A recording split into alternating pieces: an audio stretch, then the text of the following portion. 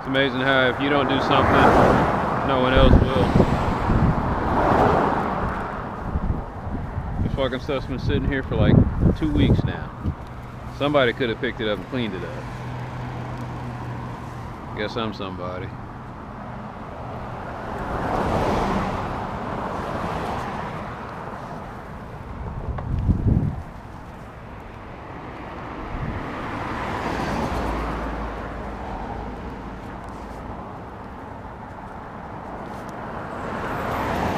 Are you somebody? Some days I feel like it.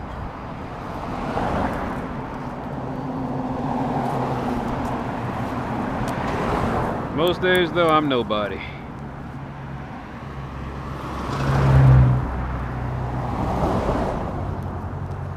Oh, this is copper cable.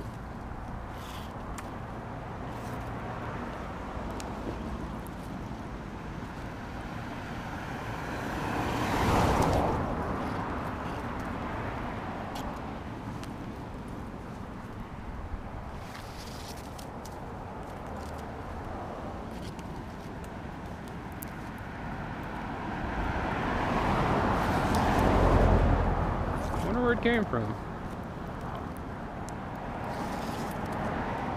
Pretty thick shielding. It's flat. Of course, it was definitely designed to be handled in some kind of rough environment.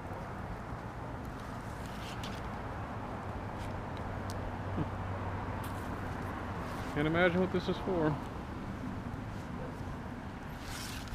Is this plenum? What I mean is not plenum like networking wire, but this is plenum like this is fiberproof. This is fireproof cable. Might be asbestos I'm getting exposed to. Yeah, well,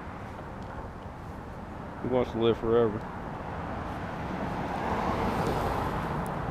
Plenum grade. I forgot what they make plenum out of. All right. Got my crown of digital thorns.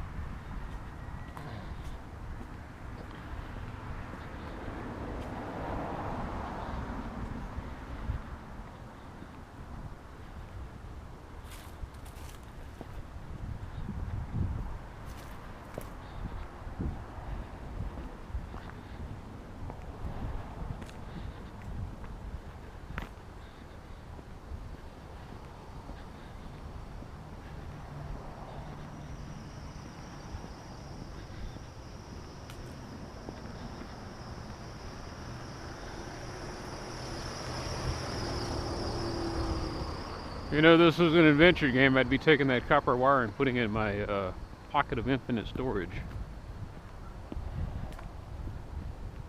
What would you use it for?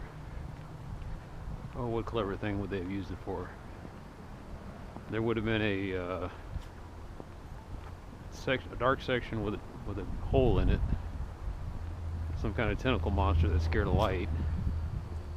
And I would have had to go back to the switch box, turn the switch off, put the wire in place, turn the switch back on, and then I could walk down the hall safely without getting grabbed by the tentacle. Or I could have weaved it to make some kind of weird item that I had to give to somebody in exchange for another item or information. Or I wouldn't actually need the wire itself, but something within the wire, so I had to toss it inside of an acid bath. And I clean out the copper, and then I use the copper to make some other item.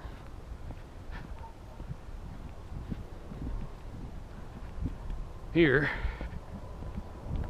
in this flavorless universe, it's just copper that could get tangled up in somebody's car wheel and really mess things up.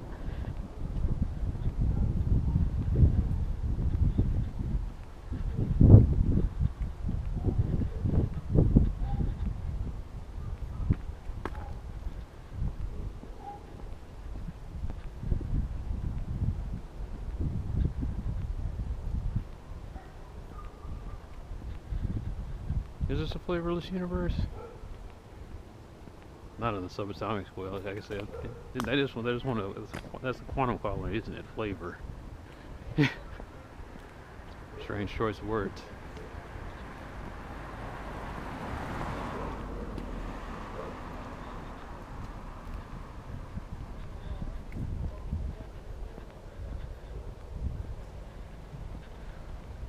What is the flavor of your quantum particle? Charm, strange, up, down. What is it? Up, down. Charm, strange. I can't remember the rest of them. There's six in all.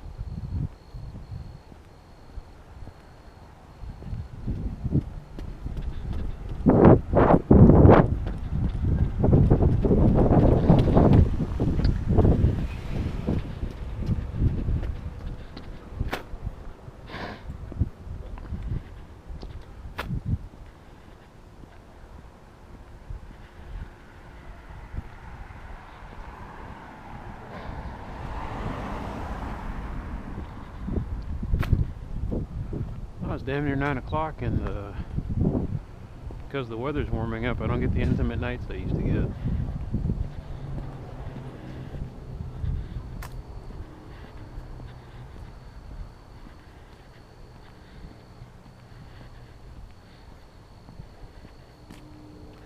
I'm going to be talking a lot because I'm tired.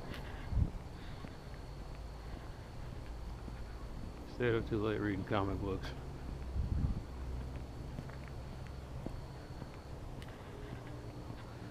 Besides, listening right now doesn't sound like the night's going to be quiet anyway.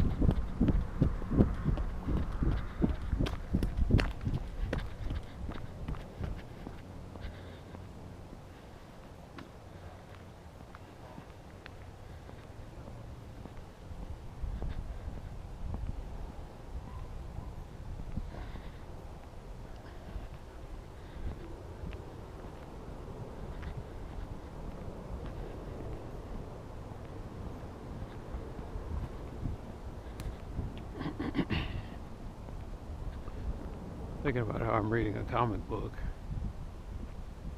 where none of the major characters have names so far. Reading Goblin Slayer. And it didn't dawn on me that I don't know any of the...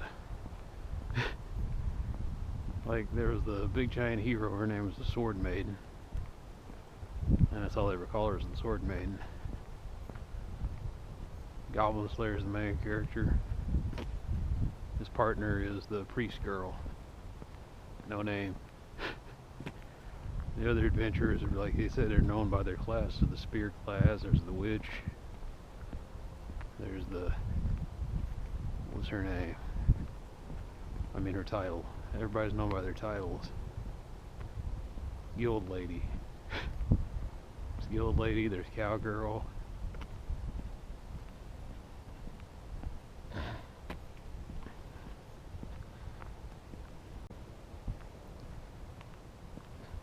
Cowgirl's uncle is just named Uncle. And then there's the new hero that was taking on the Demon Lord. And her name was the Hero. She was the hero of legend. When I got through reading Goblin Slayer Year 1, come to find out that when he was just starting out, he protected this village. In the village there was an orphanage, and in the orphanage lived the hero. If he hadn't been there, she'd have been slaughtered by the horde of goblins that was going through.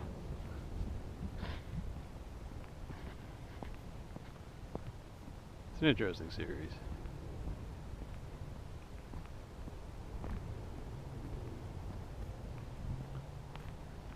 Basically, Dungeons and Dragons. It's Dungeons and Dragons and manga's version of Dirty Jobs. Goblin Slayer is like a heroic micro. Micro's already heroic, you're right. Doing all that stuff. Well, I don't know, he's doing it for attention. Goblin Slayer's just doing it because he's driven like Batman. He was an orphan kid being taken care of by his... He kept calling her big sister. I don't think she was actually a sister. I think she was just a lady who took him in, but she was too young to want to be called mom, so she just said, "Call me your big sister." And his village gets overrun with goblins. And the goblins kill his sister and pretty much razed the village, and he was the only survivor of the village. And of course that warps a person. He survives, gets picked up by some kind of weird creature. He was trained by some goblin-looking creature to be, I don't know, I guess a tough survival nut.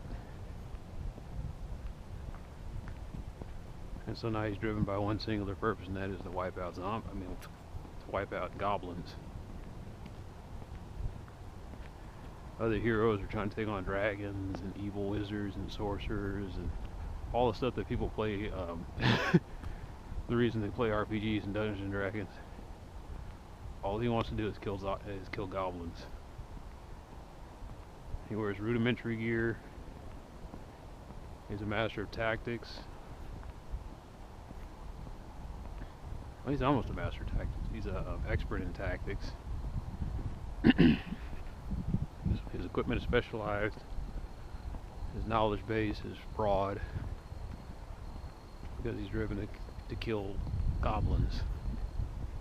Things from learning how to make ice cream to working in a flour mill. He uses all these weird little factoids and ways to kill goblins. He finds military applications for mundane things. And I haven't read a comic like this or seen anything like this since, or a Japanese comic like this since Master Keaton. I think it's that good. I think it's Master Keaton level interesting. Master Keaton didn't have any superpowers.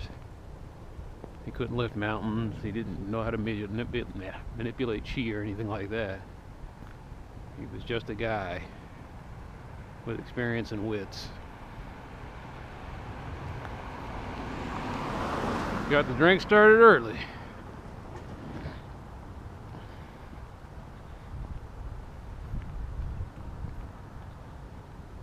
All the time, man. Head on a swivel. Anyway. I can't get enough of it.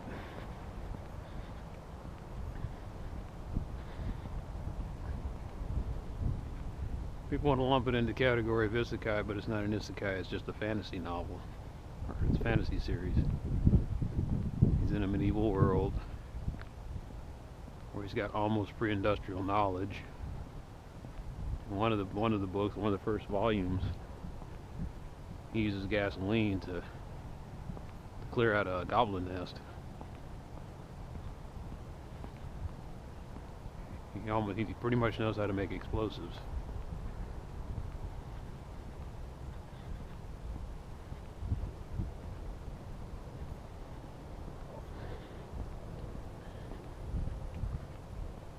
Pre-industrial Renaissance. They're going from medieval to the Renaissance society.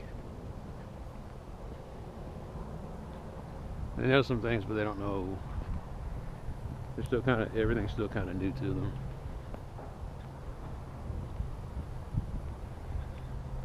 I mean, they cover everything. Like, he's running around like Batman. He gets the crap beat out of him most nights, but he gives better than he gets. He's got specialized tools. He's a master at throwing. He throws anything he grabs and he throws it. Pretty much, he honed his body to kill zombies. I mean, goblins. Why do you keep saying zombies? Because it's always some creature, some mindless creature that you don't have to feel bad for. But I get a feeling that's going to change. Because they said they have the mind. They said the goblins have the minds of children.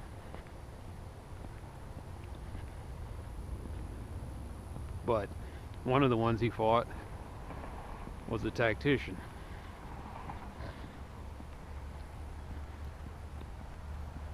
So there might be intelligent goblins out there. There may be a benevolent goblin. I'm thinking that he was the guy that taught him everything was a goblin, but I'm not sure what kind of creature he was. He had big ears and a weird nose and funny teeth. And he was about 3 feet tall. Either that or he was imaginary. That's I haven't quite. That's why I keep reading it. I'm trying to figure out who is that guy.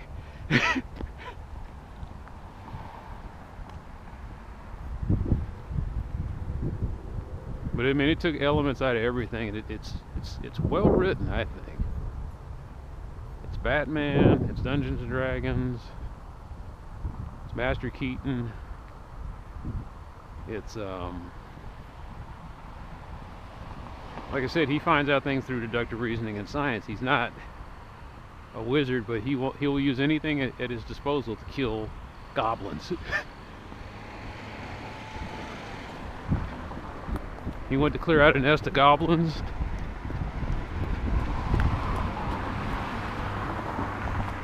And he accidentally bumps into a what was that thing? It was a giant ogre that was controlling the goblins. So he takes out the ogre with a teleportation spell. His idea was he found a scroll that allows people to teleport. Anyone else would use it to escape as defense. He put the destination as the bottom of the ocean. So whenever he used the scroll, it would send whatever he used it against to the bottom of the ocean.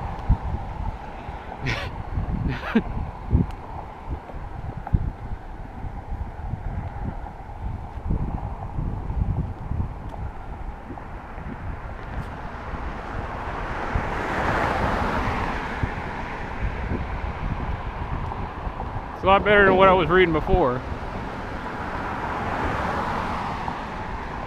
I read History's Strongest Disciple and wish I hadn't. 61 volumes. Tons of fan service. Virtually no plot.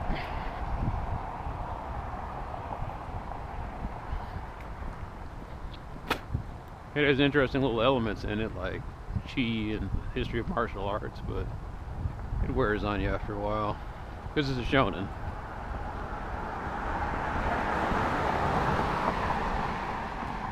You know, shonen had the bad habit, or have the bad habit.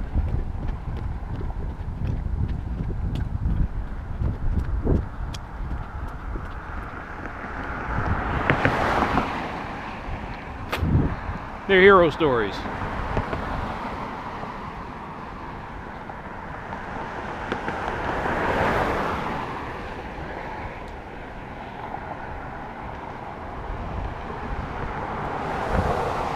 Every young boy dreams of being a hero.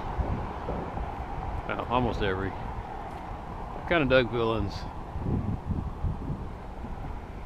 But I can never be that completely selfish. So I like heroes that are in the gray area, or anti-heroes, or guys who just get drafted into doing the right thing.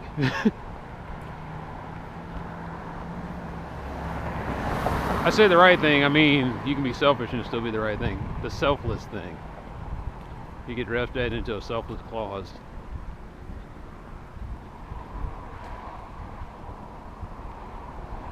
Sometimes I like quirky little quixotic figures.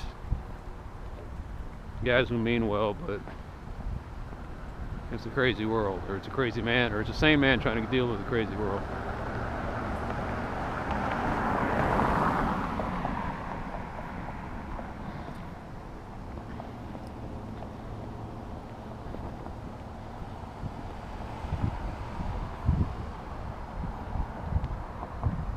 Yeah, I'm really missing the intimacy of the night.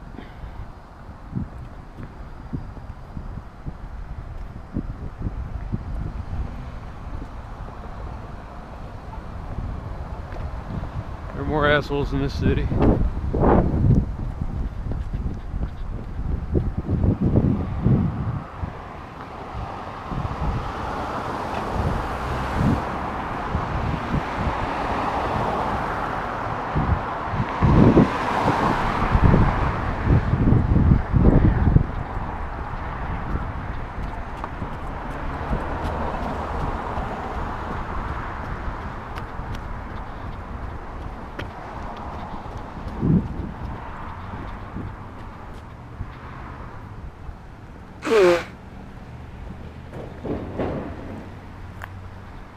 Missoula, Montana, huh?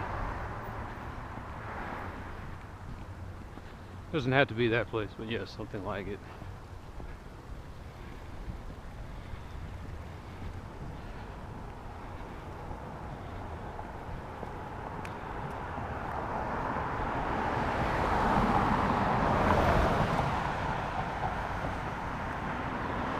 I guess what I'm looking for a small town America.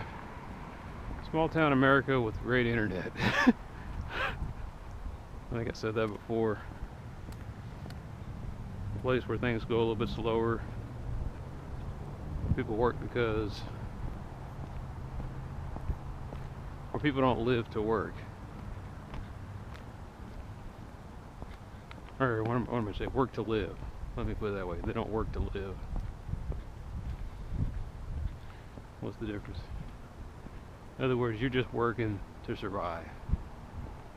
Versus you're working because there's nothing else to do in the town. Might as well do what you love. Well, the cost of living's so low, you don't need much to survive, to live comfortably. And it's a fantasy, I get it. A lot of people are looking for that.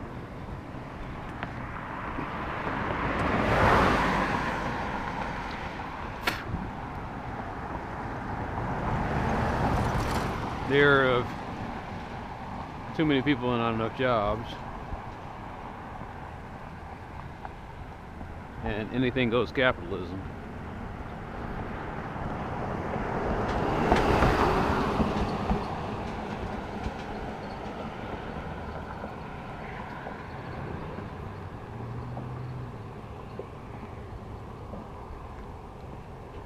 I guess it's not capitalism I'm against, it's this cutthroat nature of people and capitalism. The idea that you always have to make a buck.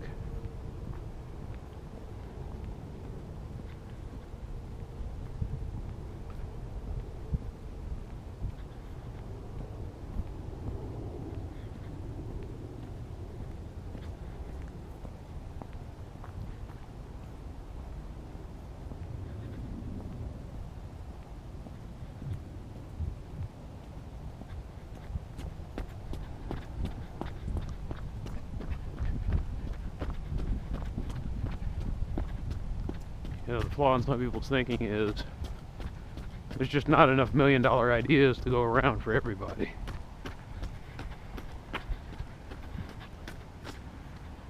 There's some people that will never come up with a million-dollar idea. They don't need to.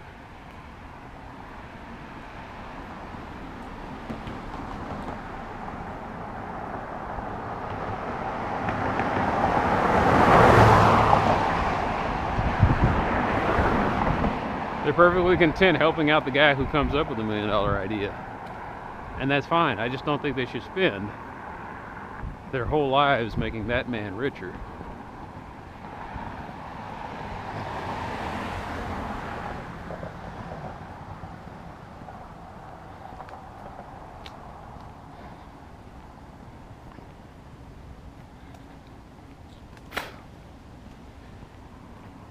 Anyway.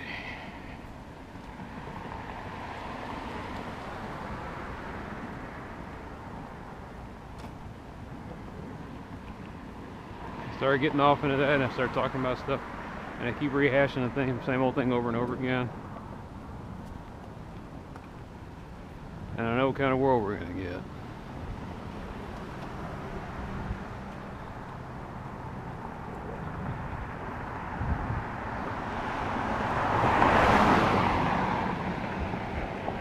Sometimes I read funny little stories about people living in school buses.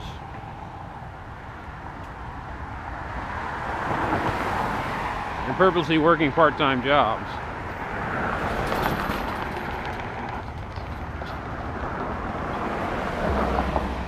You can live like somebody out of the 1930s and be pretty damn comfortable.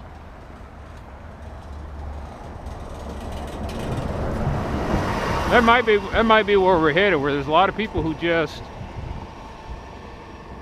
they'll build an outhouse, they'll live in a little shanty shack, and they'll just surround themselves with a lot of books.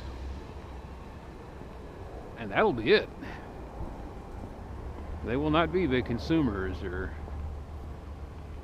trying to have the latest and greatest.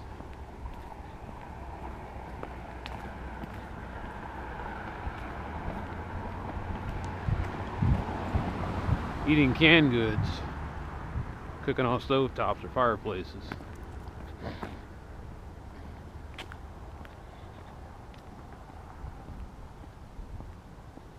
Imagine that revolution. Millions of people that you can't reach with the latest stuff because they burned out and they've opted out.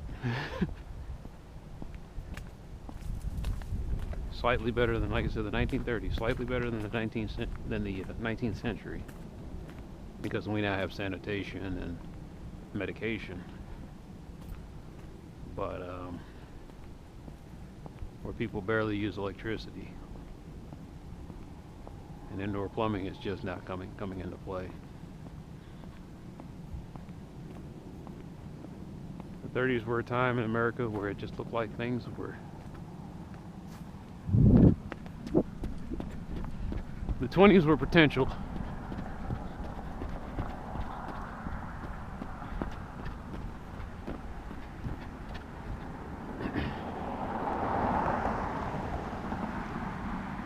And the 30s were about practicality. And if only there was a way to get both of those decades to blossom into something. Maybe the 50s. But then you've got that whole civil rights thing.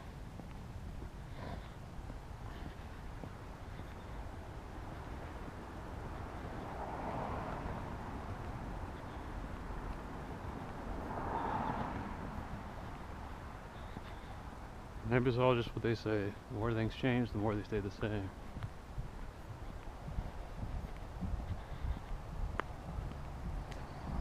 In a way, we're still Romans, and we're still Egyptians, and we're still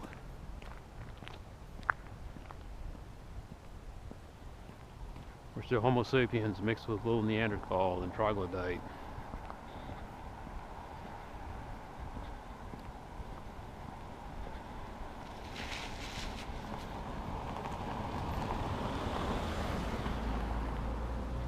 We're still in caves and mud huts. There are people there are people who now purposely live inside houses, not because they have to, but because they want to, because of the insulating properties of sod.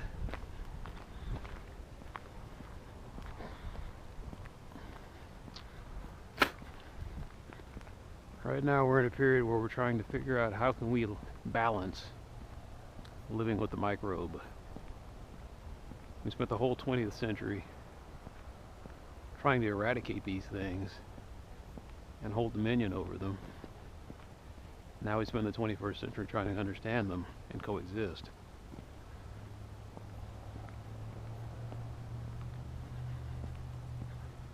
Antibiotics are great, they keep a lot of people alive, but at the same time, they make those lives miserable, and the fact that they can kill a lot of the gut biome.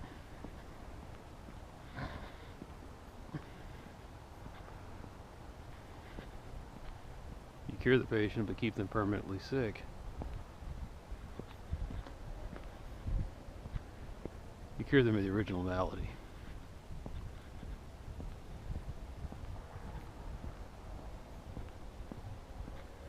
And it's okay to live in a little filth.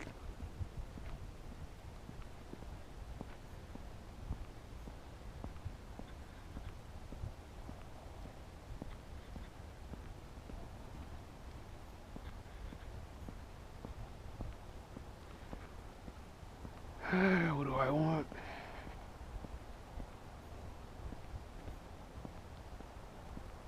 I keep thinking if I wasn't working at my job, I start adding a new workout.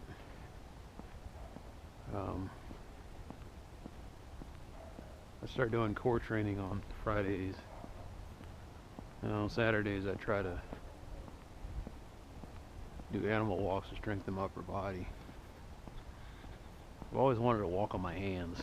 I always thought that was pretty neat, or learn gymnastics. You know, get that flexibility and that body control.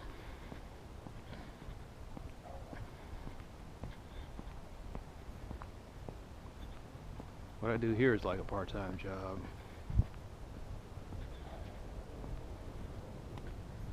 It's weird. It's a part-time job mixed with therapy.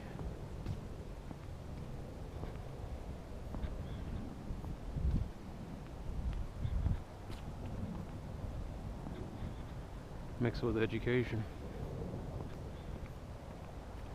On my walks I learn things.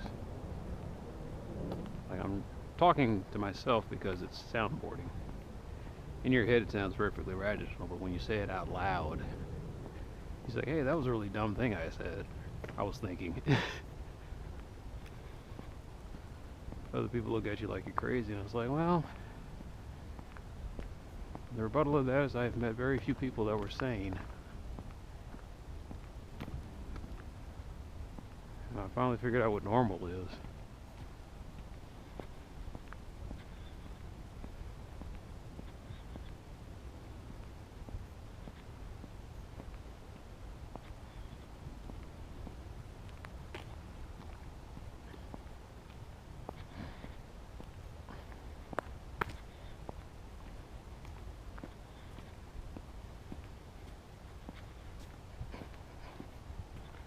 Normal is subdued, normal is safe. Normal is maintenance.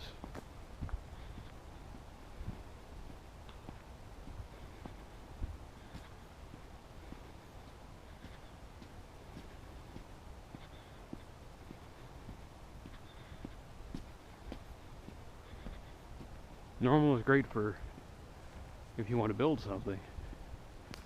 Normal sometimes isn't great if you want to create something.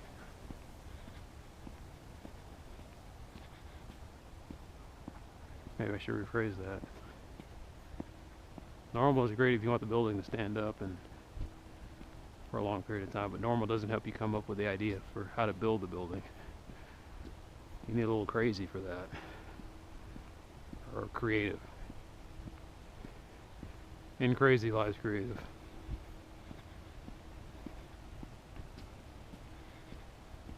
Anyway.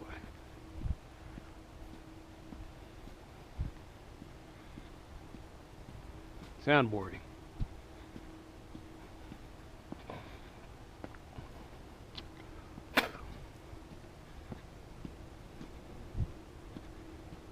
Got a lot of stuff in my life to work through. Revelations.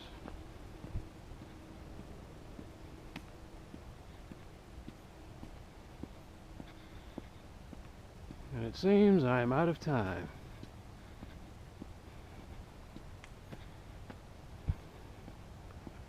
At 40, I started thinking about retirement. And realizing I probably never will.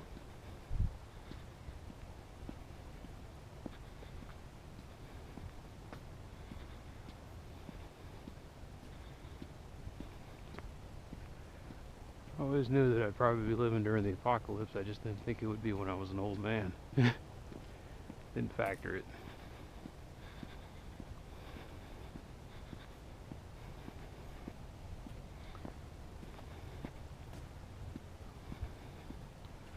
How does a man with a tired body make it through a wasteland?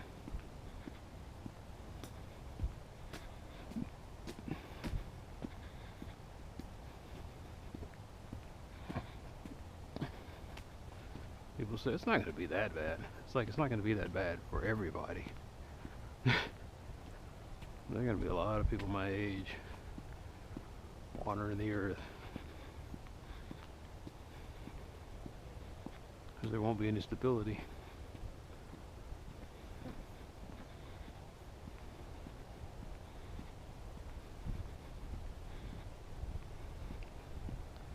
That's why we keep coming up with weird terms like the new normal. What do you do when the new normal is chaos?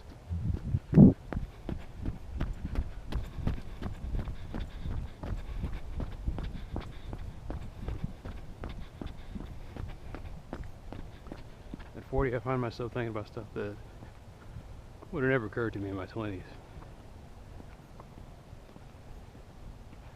My 20s were just all about trying to get a job. And it was weird because I couldn't get a job because of inexperience in youth. Now I'm 40 and I'm thinking that if I lose my job, or I make it to my 50s and I lose my job, I won't be able to find a job because of age. So far it seems my best working years were my 30s. I had one job and just worked it.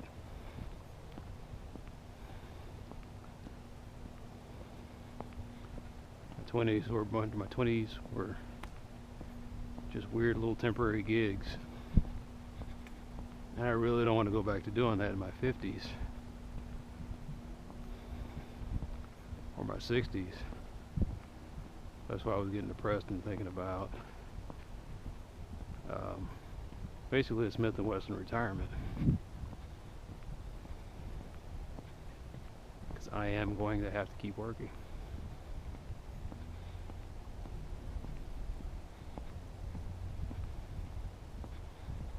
Everyone talks about, well, you should have saved this much up, and you should have put this, and you should have did that. And I was like, I barely had enough money to keep gas in my car. That wasn't an option. You can do all that stuff when you have a stable platform. All these guys give you this advice, and this advice works if you have a stable platform.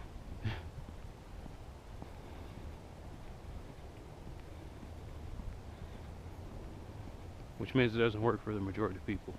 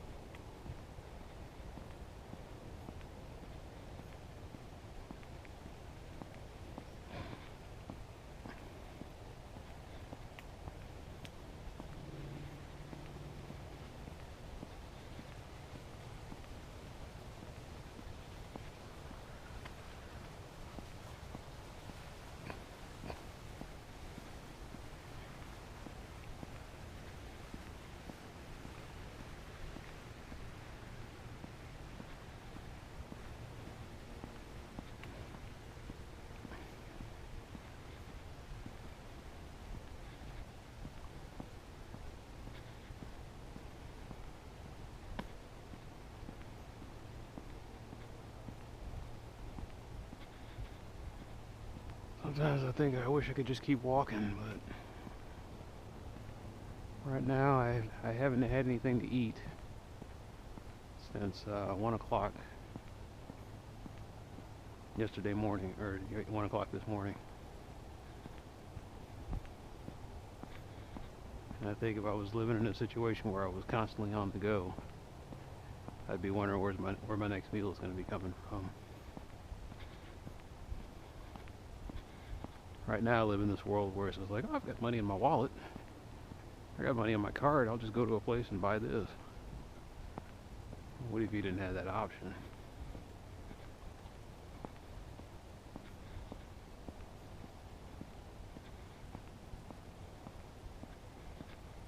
I always said my dream was to walk around the world. Then I watched Netflix Losers, and it was a story about a guy who got lost in the Sahara. He's participating in some kind of endurance race where they basically had to run the entire length of the Sahara. An ultra marathon, and there's a snowstorm and he gets turned around, winds up in a whole nother country, wandering for 3 days in the desert with no provisions. I think to myself, what if that were me? I mean, to walk around the world takes a lot of planning. It's not like you can just get up and go. I mean, you could. It just gets really painful after a while. You think you got the right gear. That was kind of the cool thing about Goblin Slayer, is I laughed because I was like, that was me. I wasn't slaying goblins, but that was me when I first started doing my walking. Because you have a plan. You start to execute the plan. And then you're constantly making revisions.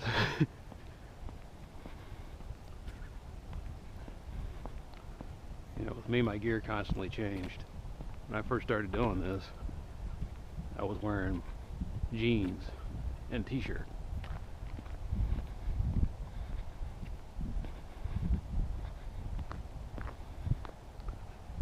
And what I didn't realize is after a while your legs start to rub together and canvas pants wear out. So then I had to switch to polyester shorts.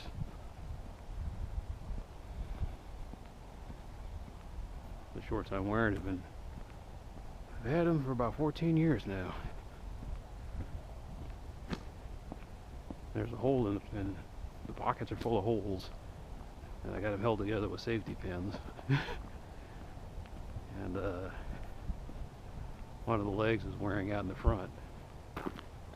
Pretty much I'm gonna have to get rid of these eventually. I wear 2 pairs of socks to reduce friction.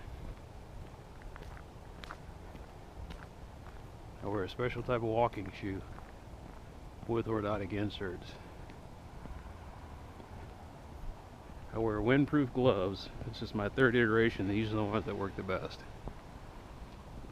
I've got it wrapped in a thing because it's kind of nasty to sit there and constantly blow your nose and your hands. I'm wearing a vest with a light on it, but when I first started, it was a I kid you not, it was a World War II nylon belt that they use for holding canteens on, with a tobacco pouch that I had cut a hole in.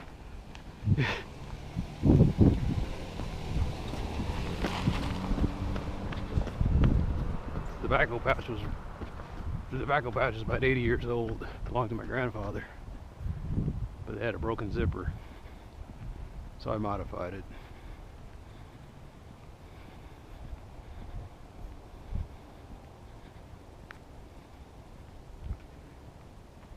Wearing a headband because I have contact lenses, and before that I was wearing ball caps. And the problem with ball caps is after a while they get encrusted with with sweat and oil. And so the water starts to pool on your forehead, and then it just drips down into your eyes, and then you can't see anything. So therein came the terry cloth headband. And then there's the head strap with the camera, because anything can happen out here.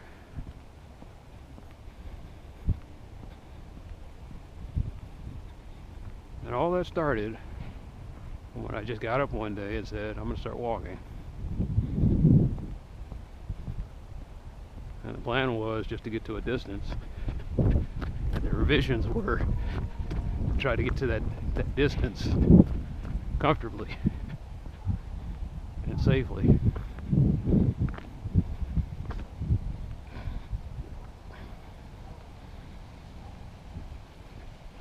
My knees don't work quite well as they used to, because I fell on them a few times on the concrete. My back is stiff. And that's just old age. There's a pain in my toes. And so I've had to, in the last year and a half, I've had to relearn how to walk and run. So now I try to bounce off of the ball of my feet. Apparently I'm like a clawfoot runner and a clawfoot walker. I curl my toes, and it's almost like I'm trying to rip into the earth.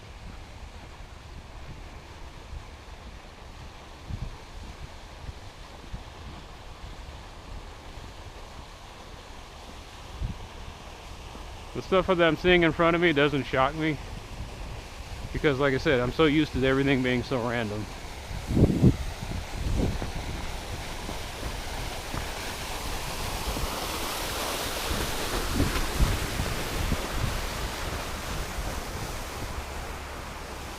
I think I'm wearing my wool socks.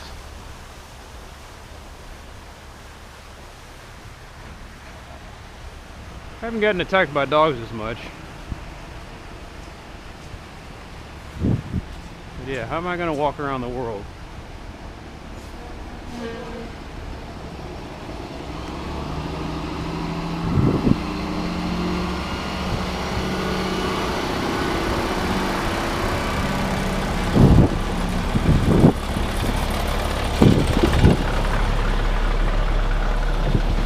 It's always some fucking asshole.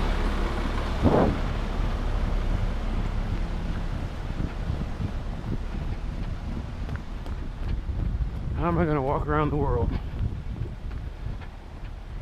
Well, I thought I would get a wagon. I thought I'd get a wagon, I'd wear a backpack with a sleeping bag and a tent. Thought I'd need a walking stick. I was debating whether or not I was going to get a concealed carry permit. And then how am I going to deal with that when I go across borders? I need a passport.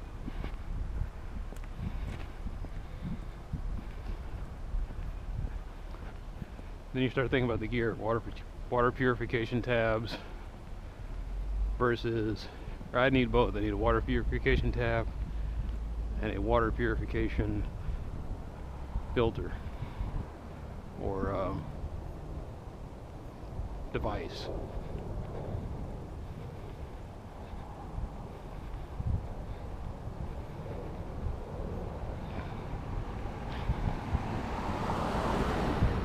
I wear contact lenses. How was I going to get a pair of contact lenses? That'd be fine if I was walking through Europe, maybe. But how do I get a pair of contact lenses in a third world country or in the Middle East? I'd have to walk through Afghanistan. I don't think there's any way to avoid it. How do I keep from getting jacked by the local tribes? How many languages I might have to learn?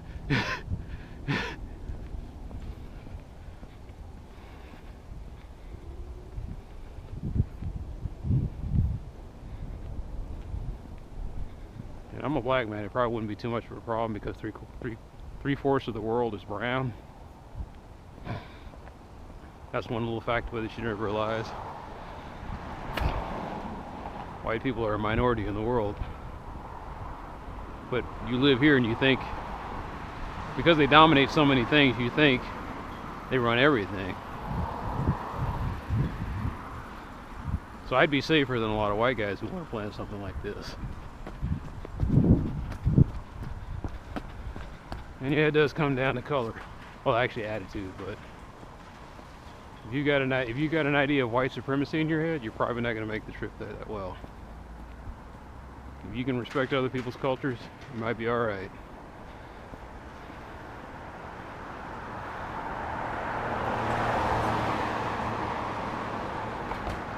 You can submit to authority, you might be all right. Because I'm reading stories of people who, the reason they failed is because they had a bad habit of talking back at the wrong time.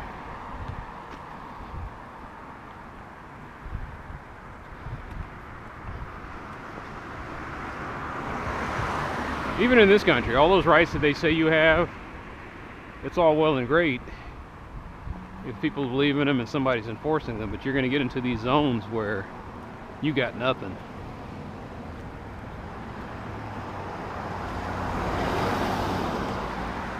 You got a guy with a gun and he's telling you to give him something or he's going to shoot your ass. Those are your rights. The right to live.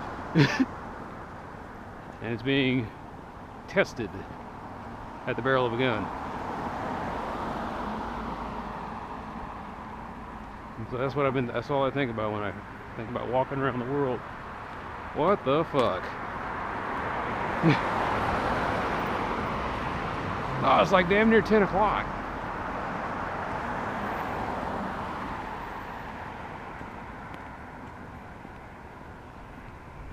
How far am I going to walk every day? You know, in your head you're thinking, I'm just going to walk about 6 miles every day. Okay. What if your 6 miles takes you in the middle of a creek? You damn sure don't want to be sleeping next to a creek bed.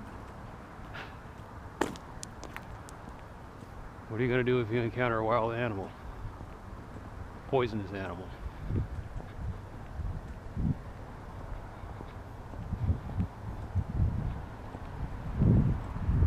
Who can you trust if you don't trust anybody?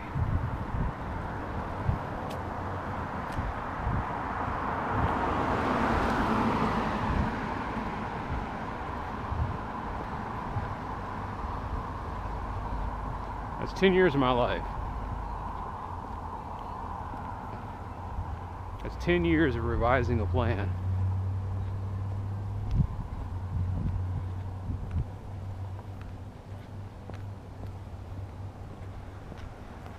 Everybody's got a plan. What did the great Mike Tyson say? Everyone's got a plan until they get hit. Everybody keeps paraphrasing that, but the bottom line is, and I'm pretty sure there was a tactician on the battlefield that said the same thing. He says, the plan works great until everyone gets shot. The plan works great until everyone gets hacked to pieces.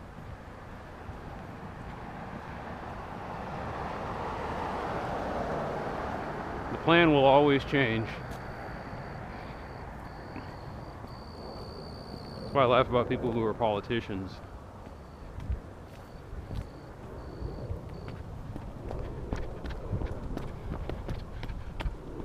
But that's why they're politicians. They're really good at telling people how things are going to stay the same while accepting the reality and facilitating.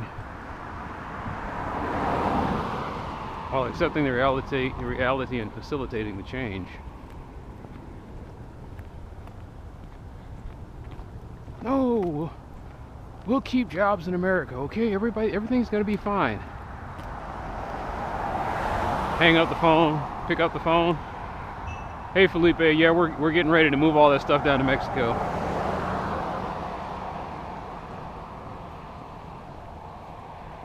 You tell people whatever they want to hear. That's what I've learned in customer service. You tell the client whatever they want to hear. And then you start building the reality. Or you start working on the reality. Yeah, we can do that. Yeah, no, we'll get it done in that time. And the reality is you just try to make chicken salad out of chicken shit.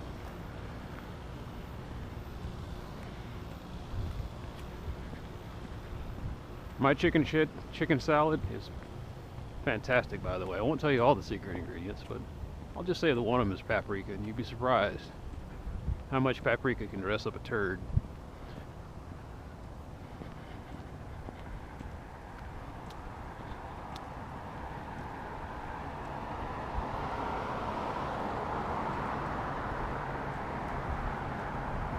What's reality?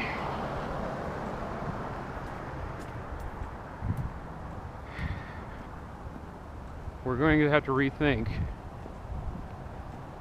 think it's me back to my original point. We're going to have to rethink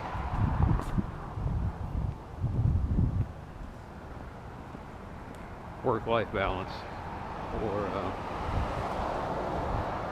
we're going to have to rethink you don't work, you don't eat.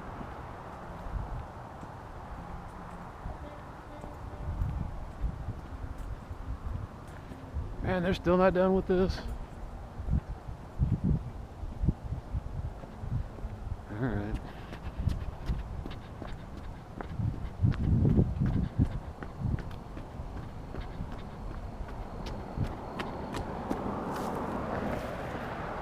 Looks okay.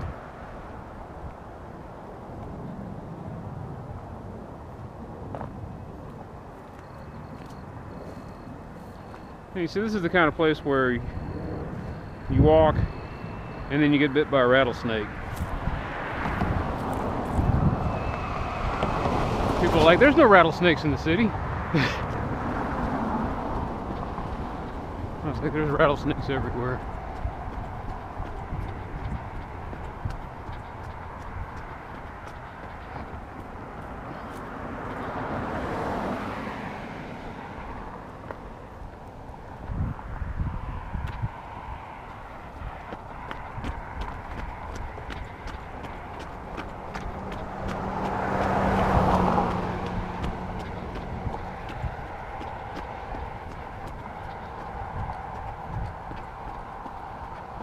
This, by the way, is what I mean by there's the plan, and then there's the revision.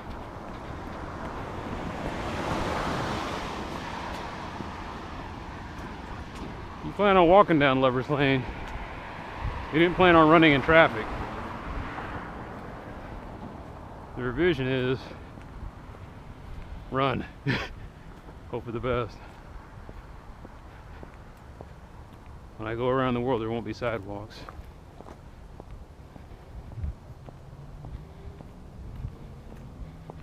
Some days I'm going to be walking on tall grass, beat up sidewalks. I'll probably be walking in the street.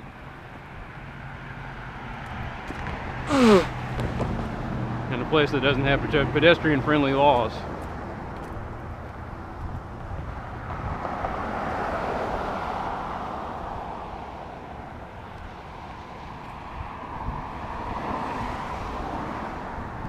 Can you imagine?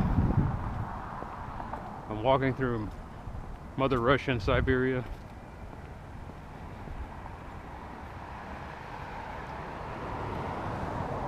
And a man whom I can't communicate with takes me back to his house and shares a meal with me.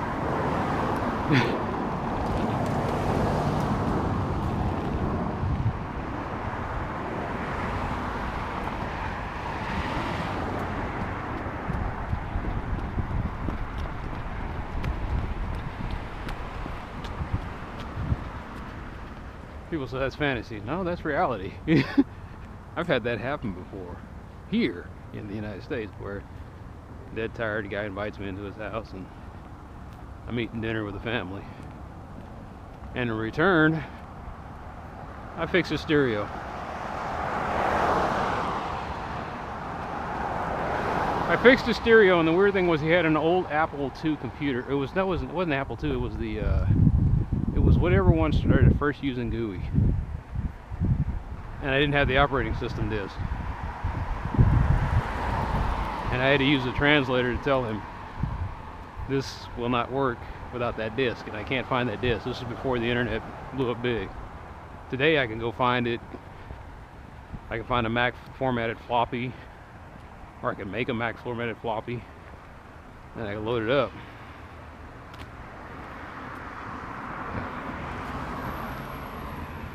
Back then I was a kid with DOS 5.0 discs and no idea how I was going to get it to run on a Mac.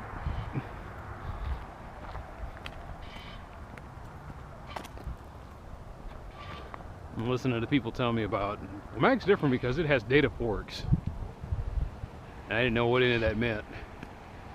After getting a computer science degree, I know what it means now. It makes me laugh. Forks and pipes.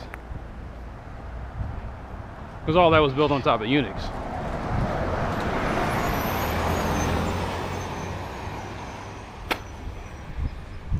And all it is, all that fancy stuff means is those are the pathways that operating systems use for applications to communicate. You set up a fork or a pipe between one program to another, or forks and pipes for network connections. That was kind of cool. I had to write as a project, it was a little ATM program.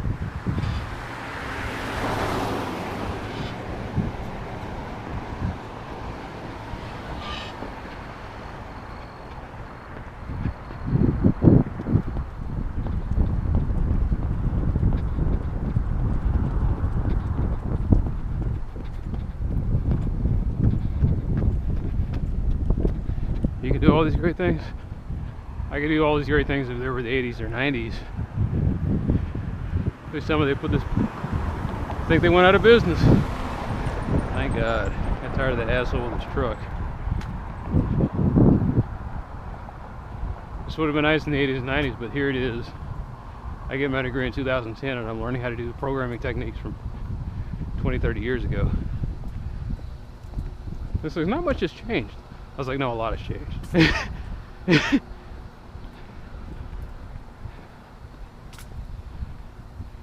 know, I know jump and return and some rudimentary machine language, but it doesn't really help me out much because I live in the world of Arduino and C# and JavaScript and Jelly and Perl and Python and RHEL, whatever the hell that is. That's a Red Hat extensible language. I just now figured out what that meant. I was like, RHEL, that's Red Hat.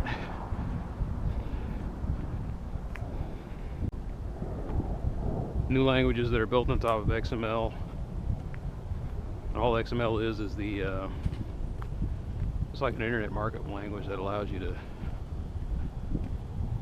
It's the universal translator. That's what it is.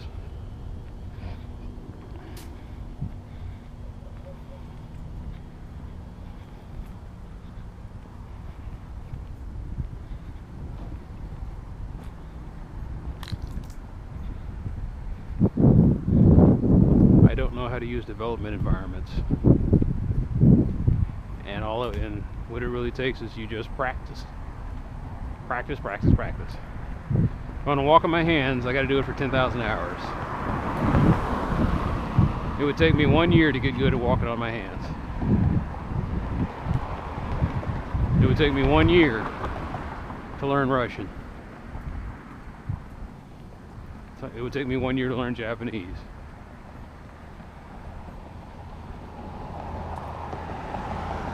And I realize that in my life, if I want to learn how to do something well, it takes me 1 year.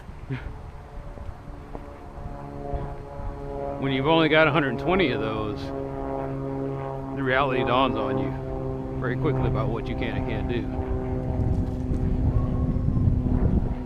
And you take that 120 years and you chop out whatever work puts into that.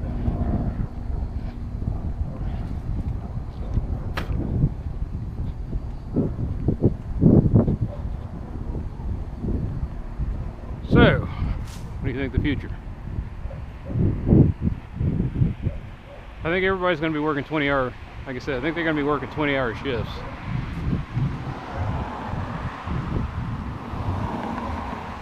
No, I don't think people are going to be working.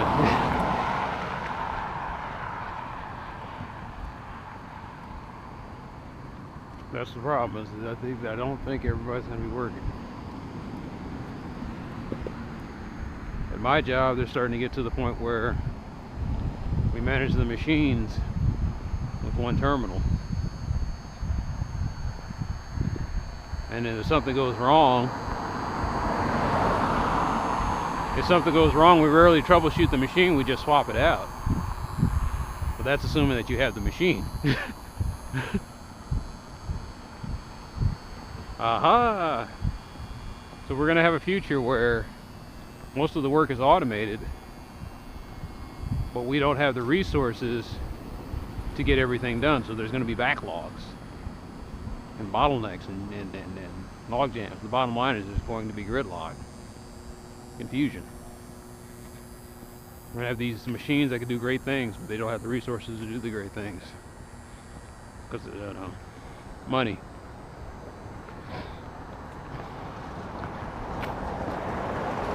All the resources are going up in price, so we can't rebuild well, and that's corruption and bureaucracy.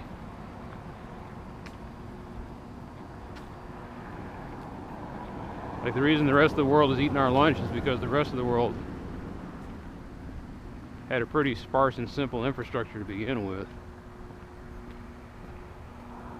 Like, a lot of those Asian countries have faster internet because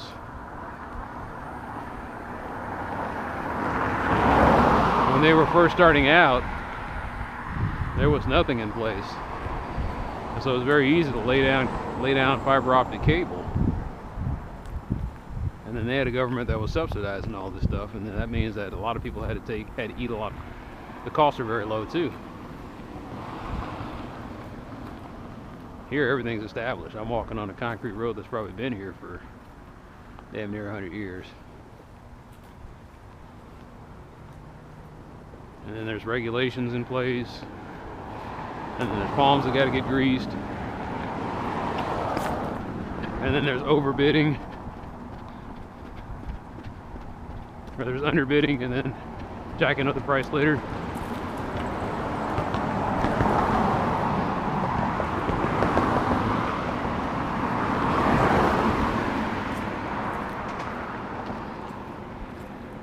Bottom line is, what I got here is a shitty mess.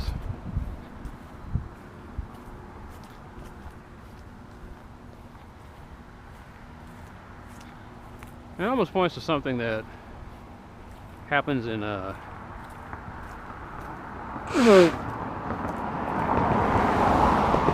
something that happens in astrophysics. Like, when an object gets more dense and complicated, it becomes harder. The physics become skewed. You know, gravity is the effect of four forces. Gravity's north of force in itself is the effect of four forces, that it becomes so large and onerous and dense that they start to conflict with each other and cause weird anomalies. The entire planet's pulling on me because it's got four forces in excess. I'm fighting against trillions of atoms here. Excuse me, septillion. Bottom line is a very large number, like a Googleplex of particles messing with me. Nuclear forces, electromagnetic forces, weak and strong.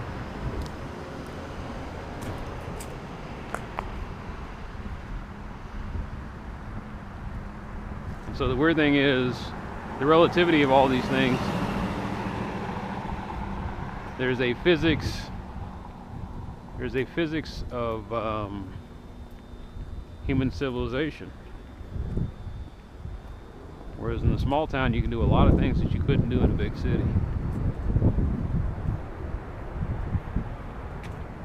How do you paint on a canvas that already has something on it versus the blank canvas?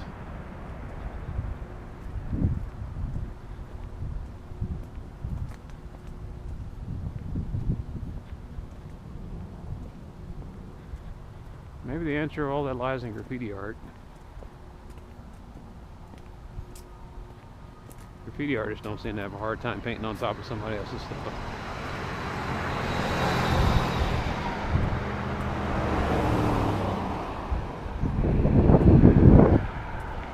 So I get depressed because I'm thinking there's 7 billion people on this planet and there's not enough.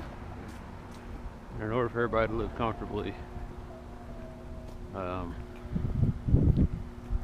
we have to do some pretty drastic stuff.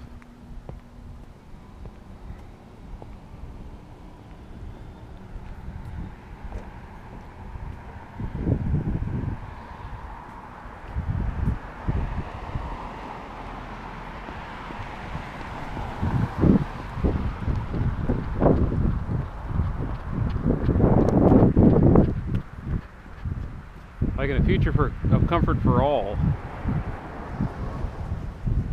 we'd have to eliminate millionaires and billionaires.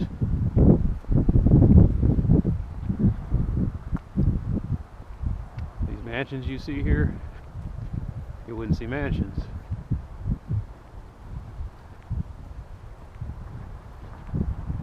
The reality is a lot of people can live in multifamily units. A guy like me, and I'm never going to have a family, so I don't need a lot of space. So they'd allocate a single living unit for me, and it'd be pretty comfortable.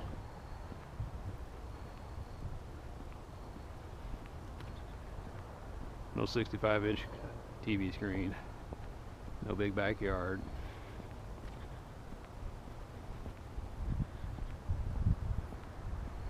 If I'm eating something, it has just enough calories and what am I trying to say there?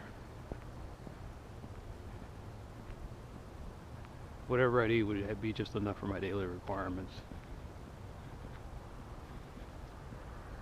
I'd still walk. In fact, I'd be encouraged to walk. Try to keep healthcare costs down.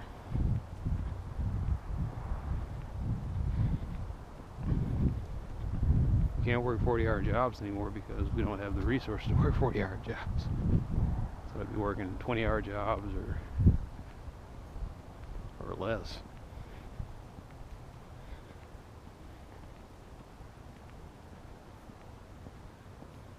With a subsidy of some sort. And our future is going to be a combination of capitalism, socialism, and maybe a little communism thrown in. Like, how's all that going to work? It's going to be some kind of weird hodgepodge.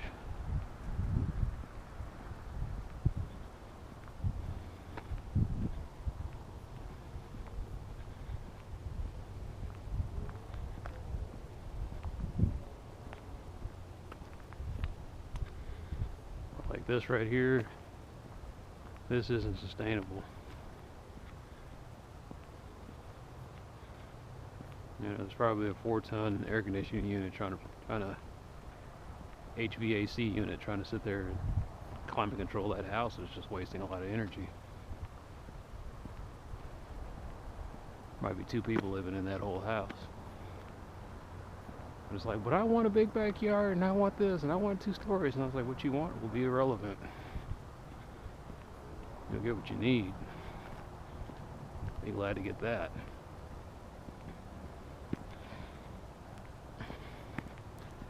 So that's one way it could go. The other way it can go is just delve into kind of like a every man for himself situation.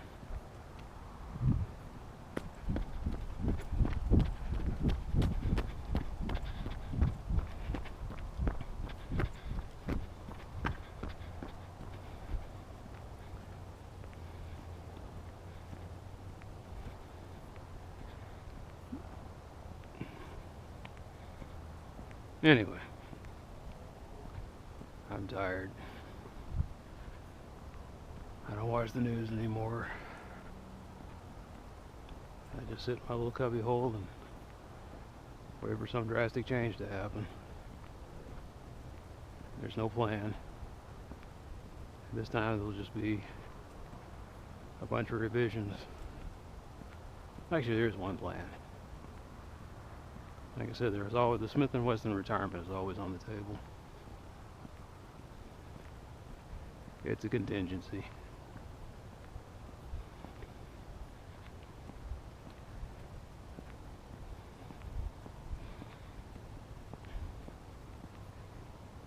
Things aren't as bad as they seem. The cynic in me says things aren't as bad as they seem. They're worse. The realist in me says things aren't as bad as they seem. They're just not as good as you'd like them to be.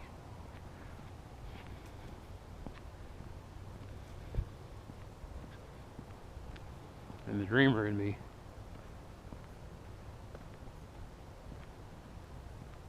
well, the dreamer in me has got a little cynic in him too. He's given up on this world, so he keeps himself immersed in the other worlds.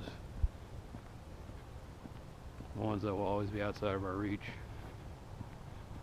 Because we're just not going to put the time and resources into crossing into those worlds.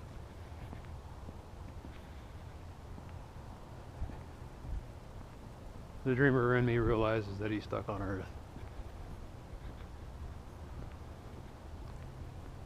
But that doesn't mean that you can't grab a telescope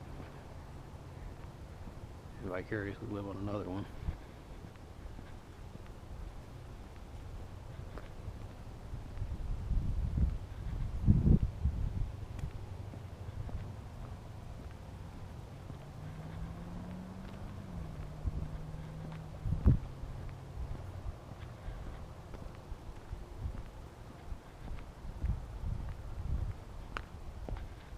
I keep thinking about the stories I was reading on Quora where a guy said he was on a bus in India.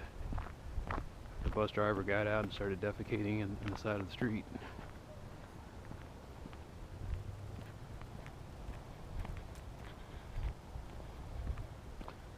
There's a dog starving for attention.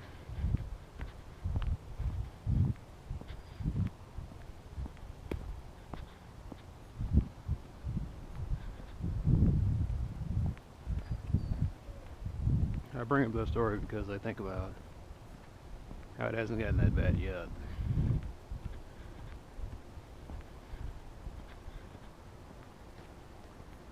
We have a different kind of stupidity where right now my bladder was filled and I'm out here and nobody's around. I can go off the side somewhere and just pee on by somebody's tree. But if someone saw me, they'd call the cops and they'd say, "Hey, we heard you were urinating by a tree." And I was like, "Yeah, well, you can't do that in public."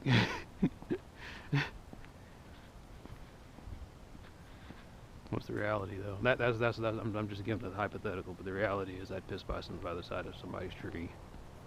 Maybe they call the cops. If they do, the cop says, "Yeah, they said you're peeing in the neighborhood." And I said, "Yeah, just don't do stuff like that." And the cop just rolls off. You see, I love that country. Where the cop is just, he's got way too much on his plate to be dealing with bullshit like that. I love that we have 1,000 laws, or we have 1,000,000 laws written in this country, and we can't enforce any of them. I actually kind of dig that. I love the legal density of this country, to the point where it makes everything kind of a chaotic black hole of legality.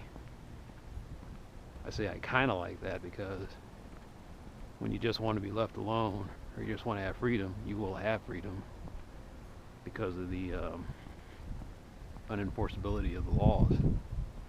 However, it goes another way. Something bad happens to you and you need that system won't be available for you. That's when it sucks.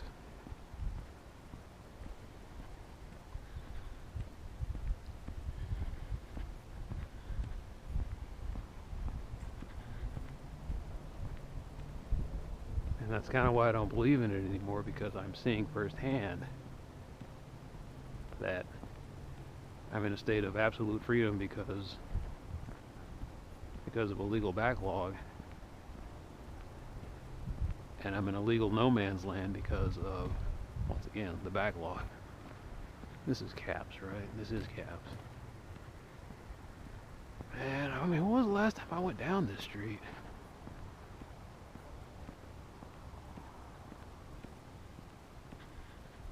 It had to be 2-3 months ago.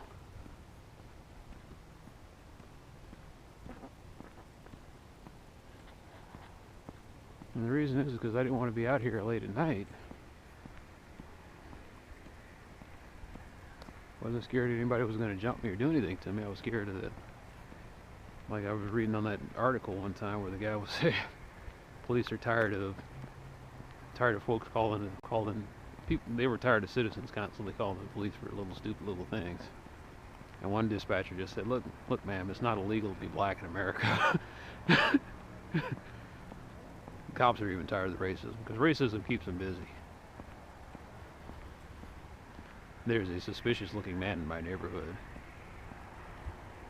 Whatever white code word that is, but they were using those phrases.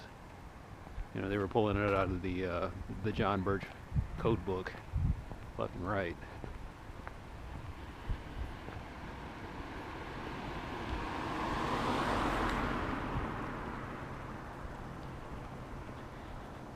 There's just too much. Is this it? This is Wingate. No, that's not it.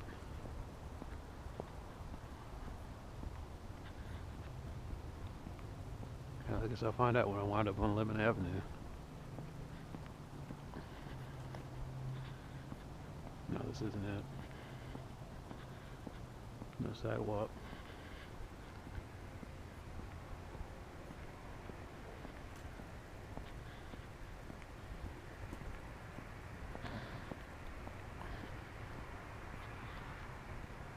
Anyway, legal limbo, like real limbo, or like the mythical limbo. Place that's not too bad or not too good, not too bad.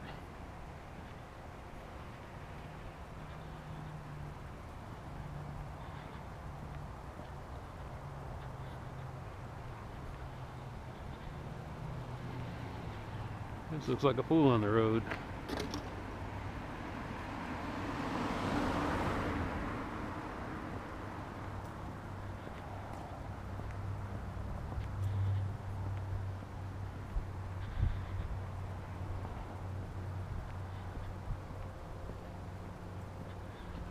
Once again, I'm great. Like, they didn't get this built yet.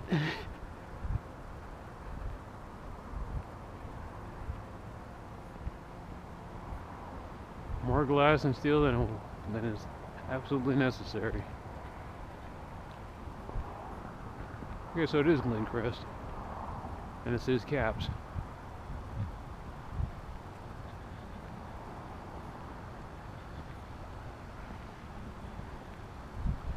So armed with that knowledge,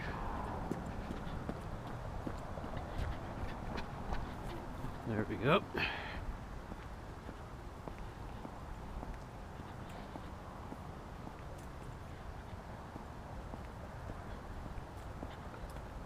But yeah, my world is the night shift,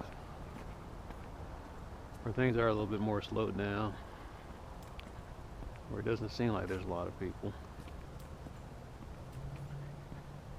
I've gotten to the point where psychologically I'm a little bit, I do get a little anxiety around large crowds. I went to Walmart yesterday to go pick up a cable, and I went around 7:30 in the evening, 19:30 I guess I should say, because I was using military time. When it just makes sense when you live 24 hours. The night shift we have to use military time. So at 19:30 I'm sitting there, see, nosy neighbors. What's that walking through our neighborhood? That's the same guy that's been walking through your neighborhood for 12 goddamn years. Get back in your house, mind your own goddamn business. Anyway, I go out there at 19:30, picking up a cable, and it's just, it's a mad mess of people. Walmart, that's all they got in my neighborhood. They got a Walmart and they got a Target. And they're not conveniently placed in any way, form, or fashion.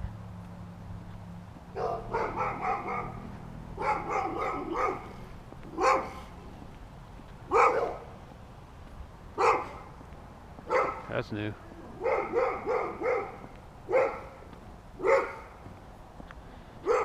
Man, I don't even recognize recognize this place. Oh, there was a little corner house there, and they turned it into whatever that is. Rancho McMansion. It looks tacky. It really does.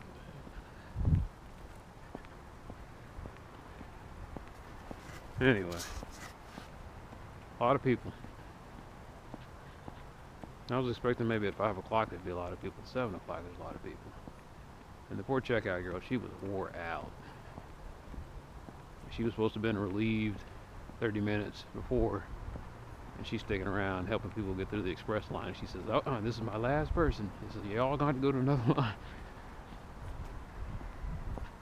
And the people in the background, they wanted to pretend like they didn't understand English, and I was like, "You'll understand when she puts that sign up there and she leaves. And you're putting your stuff down on the cart, and you're just looking at her."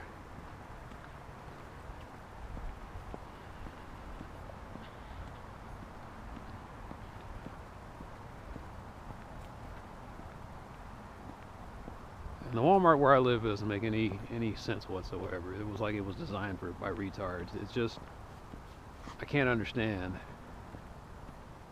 how it's the same company, but one's a chaotic mess that never has anything in supply, and the other one is like a Wonderland palace. I don't even go to the one down, like I said, the one down the street from my house.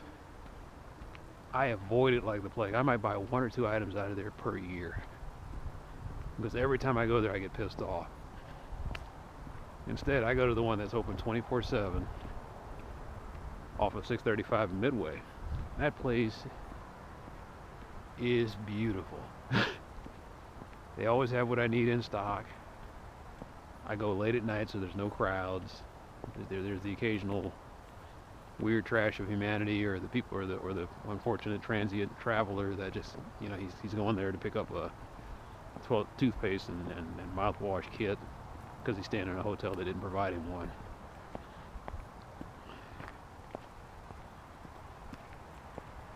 And I'm going there like midnight, 1 o'clock in the morning after I'm done working out. I go swoop over there because it is way out of the way, but it's worth it. I pick up what I need, I go to the self-checkout, I check out myself, and then I'm out.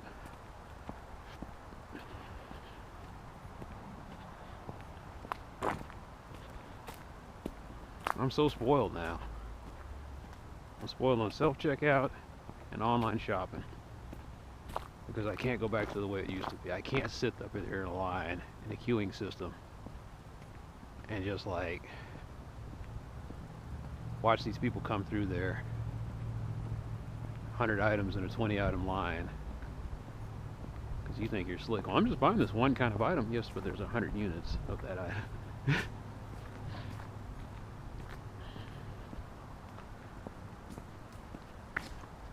And the checkout girl, she's mean mugging you. Everyone else in line is mean mugging you.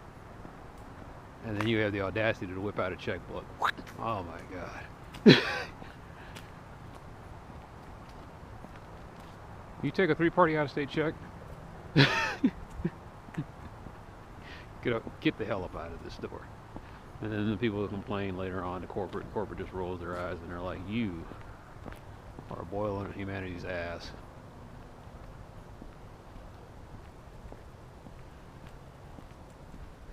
I can't do it. And I'm not exaggerating, that's what it was. I go in there, there'd be a guy in the line. It happens at Academy all the time, man. I go there and I have to check out. I bought a gun, I had to go check out at the customer service thing. I don't know why.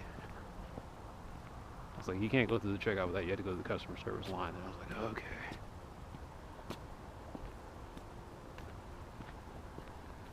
Some guy sitting there reading the thing. "Well, no, this is what you got. Oh, looks like our systems just went down. They're going to be down for a while." You're just like,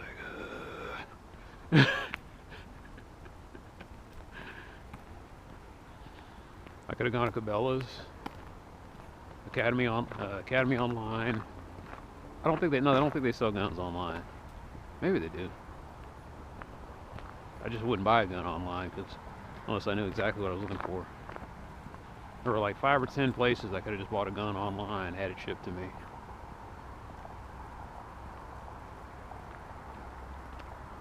That's probably what I'll do in the future. You're gonna buy another gun? And I went out there looking for a revolver, and I couldn't. And I wound up buying an automatic pistol because the revolver I wanted they didn't have. Like Scott Adams calls it, the confusopoly. You came in there with the plan of wanting with this one thing. You went out of there with something that you didn't even want, that won't exactly fit your needs. It won't even partially fit your needs. You just bought it because you're frustrated and you needed something. You get out the door and you're just like, I'll just have to adapt to what I got. And then you hate it, and then eventually when the other thing goes on sale or you find it, you get it. And that's me. I got an automatic pistol that I think I'm going to try to shoot this weekend. And if I don't like it, looks like I'll be buying the revolver I originally intended to get in the first place.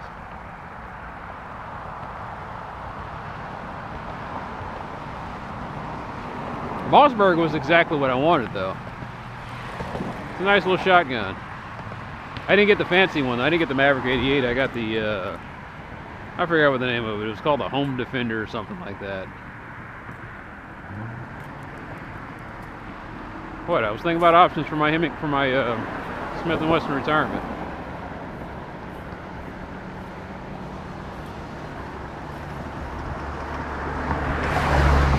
Well, what I would need is a double barrel, and I sawed that sucker off, and then give me some double aught, and that pretty much put the end to it. Shave off, in other words, make a sawed-off shotgun, and then just put that to the thing, and boom, that will definitely do the job. Actually, not the head, the chest.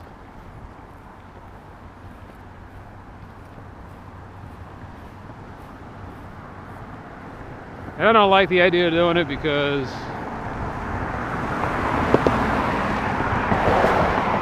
knowing me, if I was going to commit suicide, I'd make a rig. Be sitting in there with a table saw, sawing away. I was like, yeah, I need I need something that'll cut acrylic plastic. I'd build a suicide booth. Have the thing mounted right up there. Push button. It'd be fancy. It'd be like, wow. He's like, he hooked up this suicide booth and it all runs on a Raspberry Pi with the robot kit. Be pulling the trigger. You know. Had the thing coming down with the electric prods and everything. And I was like, boy. I was like, I never seen anything like this. Like, he had a time and he just put it all together, and I was like, he built a suicide booth. And I was like, yeah, I wanted to do it right. I didn't want to be some guy sitting there belting down wild turkey and then be too drunk or sloppy. I wound up just seriously hurting myself instead of, offing myself. But like I said, I would overachieve on it. Like, this is how an overachiever commits suicide, You sit there like, okay.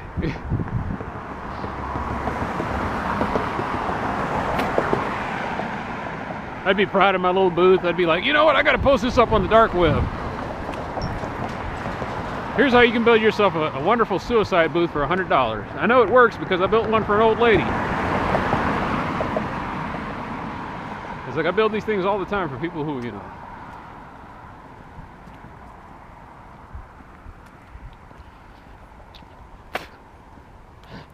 And that's where we get into the density of legality that would work in my favor. I'd be putting these things together. I'd be trying to stay as anonymous as possible. But eventually I'd probably get caught. And there I'd be in the courtroom just looking, I wouldn't bat an eye, I wouldn't show any emotion, contrition, or guilt. They'd just be like, 12 people. And I better hope that there's some kind of secular humanist in the crowd. Someone who's practical and says, no, I get why you did it. I know it's illegal, but I don't exactly agree with the law. And so there'd be some jury nullification going on there.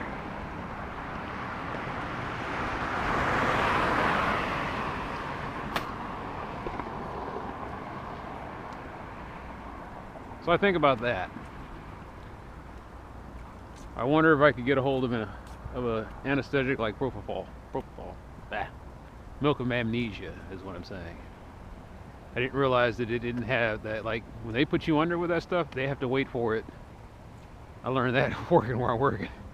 When they put you under with that anesthesia, they can't wake you up. They have to wait for the anesthesia to run its course. I mean, it's a very nasty, it's almost like a poison. You have to wait for the anesthesia to work its way through your system, and then the guy just naturally wakes up. You can't bring someone out of that. So eventually there's going to come to a point where someone's going to find out. Someone's going to procure a lot of that stuff. And they're going to start selling you suicide kits with milk of amnesia. Good way to go.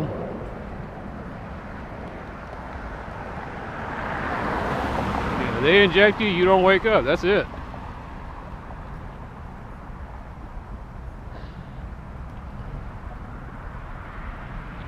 I don't know how expensive that stuff is either. But I wouldn't surprise me if you can find some of that on the dark web somewhere. People are like, what's the stuff that took Prince and Michael Jackson out? I want some of that. He's like, we can get you that. Probably could. No, there's... I was going to say the Europeans wouldn't, but I don't think the Europeans could sell you that kind of stuff. They know you were going to use it for suicide. Maybe the Swiss would let you do it. But the Swiss would prefer that you go to them.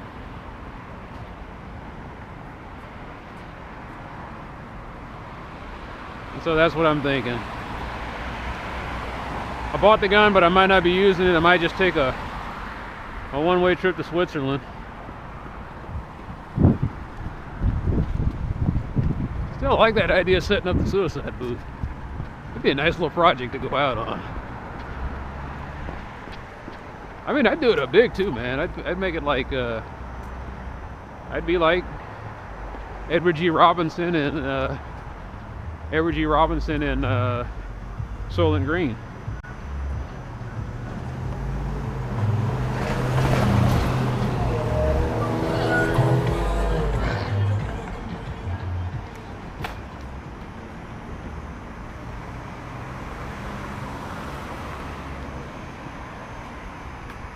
I gotta have a chair in there. I'd have the thing playing the pleasant music. And then when it was all over on my little Raspberry Pi, once the video stopped playing, you'd pull the trigger or whatever. A suicide booth, yeah. What song do you want on your suicide track? Another good question. What's a good song to go out on?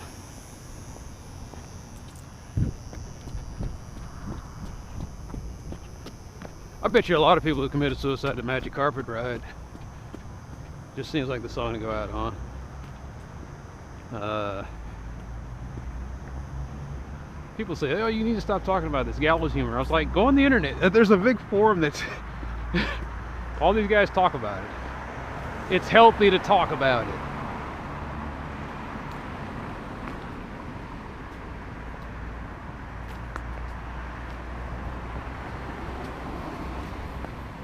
Talking about the subject is how you get through the subject. Soundboarding? Yeah. I'm actually shocked to see people stopping at the stop sign. Huh. Well done.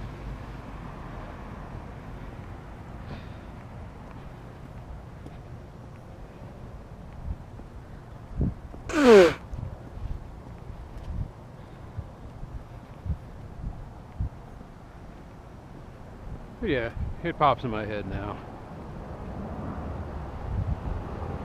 Before it was religious reasons. I can't do this because I'll be banished to hell forever.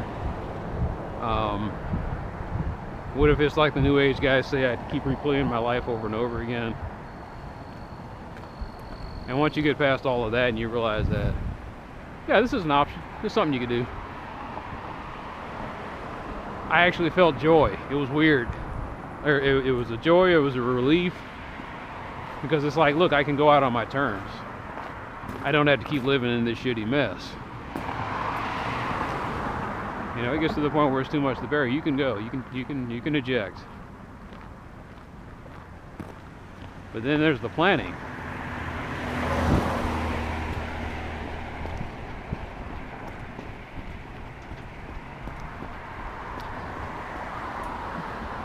Will it ever get that bad?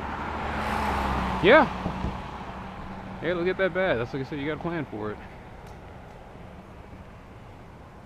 It's not retirement, it's you just shuffle off the mortal coil. I can't work anymore. Well, I'm going to burn through the rest of my savings, and then I'm going to end it.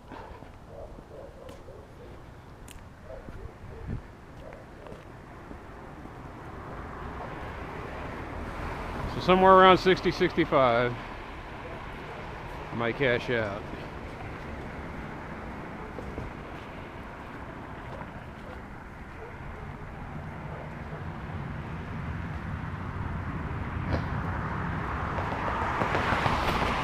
Maybe I'll retire at 55. Burn through my life savings. I guess I better call them death savings now.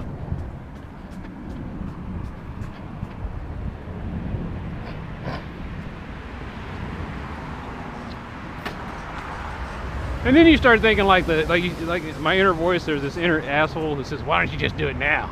Just spare us all. It's like that's a good question. It's valid. And the reason is, not everything hurts. You know, I got a steady source of income. And every once in a while I get a little time to myself.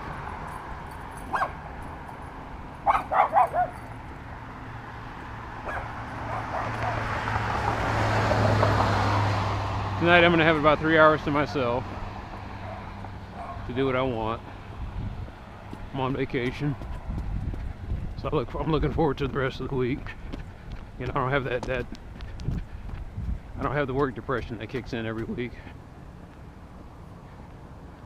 where it's like your days off are coming to an end and you're like, people say, well, maybe you need to change jobs. So I was like, no, it doesn't matter.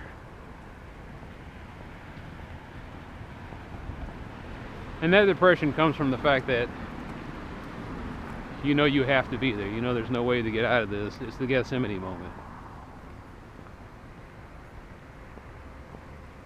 You know, no one's going to take the cup of suffering from you. You have to drink. And this happens to people who own their own business. In fact, it's worse for them.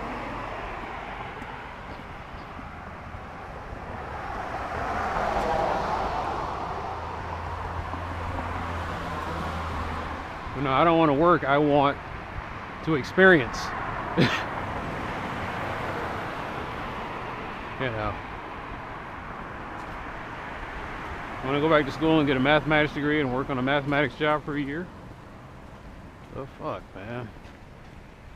Every time. Every goddamn time.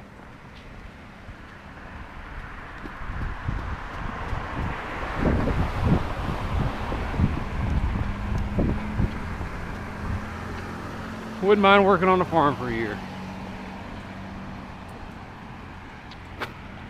What I think of a farm, not the corporate backbreaking slave thing where you go in there and you're just hunched over for 8 hours. That one where you get up, you know, the Green Acres thing, you get up 4 o'clock in the morning.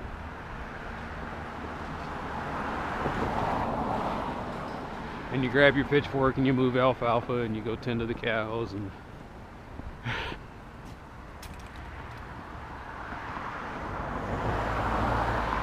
You look at all the plants in the orchard or whatever, you know, whatever. When you think of agriculture, you think of this guy.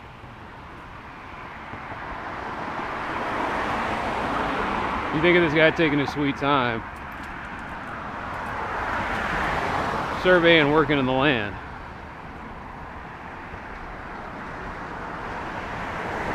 And that's what I want. I want something where I can take my own.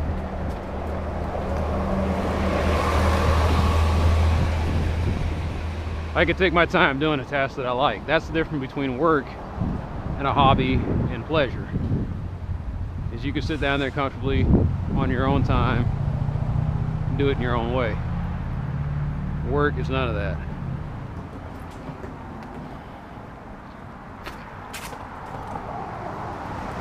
You got to be there at a certain time, you got to do it a certain way, and you got to do it at a certain pace.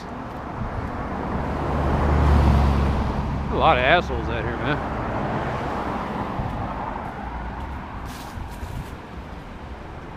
What do you think's going on? I don't know. It's 10 o'clock at night. It's 11 o'clock at night. I started walking around 9. Where's the tripwire over here? People in this neighborhood, boy, I just like... I don't know what they're thinking half the time. I don't know where that copper cable came from. I hate this neighborhood. Yeah, I said it on camera. I really do, man. It is not...